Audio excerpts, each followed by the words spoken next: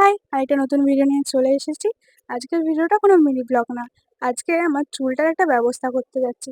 চুলটা এত ড্রাই হয়ে গেছিলো, সারাক্ষণ ফ্রিজি হয়ে থাকছিলো, এত বাজে লাগছিলো, তাই ভাবলাম চুলের কোনো ট্রিটমেন্ট করা যাক। তাই চুলের শ্রাদ্ধ করার জন্য আজকে চলে যাবো আমরা বোলপুর। আর এমনিতেও কোথাও যাওয়ার আগে সাজাগোজার পর কি হেয়ার স্টাইল করবো কিছুই বুঝতে পারি না। এটা শুধু আমার প্রবলেম না, এটা সমস্ত মেয়েদেরই প্রবলেম। তাই এটার একটা সলিউশন বের করা এবার খুবই দরকার ছিল। পুজো তো চলেই এলো, লুকটা একটু তাই ভাবলাম চেঞ্জ করা যাক। তোমরা কে কে নিজেদের লুক চেঞ্জ করার জন্য এতক্ষণে পার্লার টার্লার ঘুরে চলে চুলের শ্রাদ্ধ করে চলে এসছো, একটু কমেন্ট করে জানিও। তারপর আমার খুব পছন্দের একজনের গান শুনে নিচ্ছিলাম।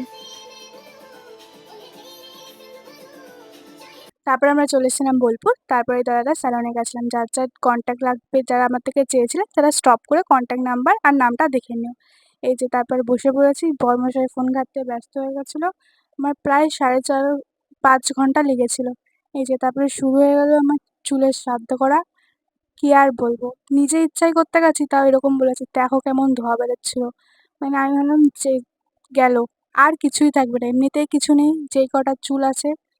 আই থিঙ্ক এই চুল পড়ার সমস্যাটা সবার, প্রায় সবার মুখেই শুনি যে আমার চুল থাকছে না, সব ঝরে যাচ্ছে, কে আর করা যাবে। তারপর দুজন দিদি আর দাদা মিলে আমার চুলটা ভালো করে দেখে তারপর দাদাকে সাজেস্ট করলো যে বোটোপ্লাস্টিয়া করতে।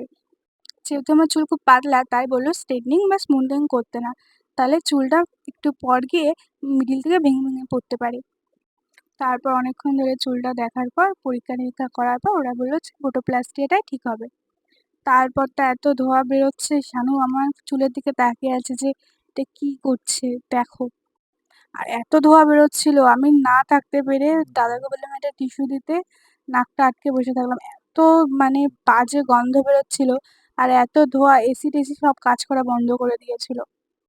আর শানু মানে আমার বরমশাই আমার দিকে ওই দূর থেকে বসে বসে তাকাচ্ছিল আর হাসছিল। তারপর চলে গেল কারেন্ট।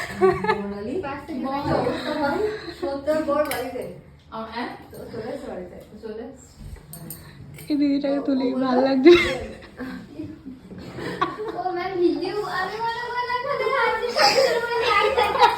দেখো চুলের হেয়ার স্টাইল, কারেন্ট চলে যায় কি করবো, তাই দুটো ফ্ল্যাশ চালিয়ে চুল কাটছিল। এই যে রেজাল্টটা এরকম এসেছিল, এত সুন্দর রেজাল্ট এসছে, মানে আমার তো খুব পছন্দ হয়েছে।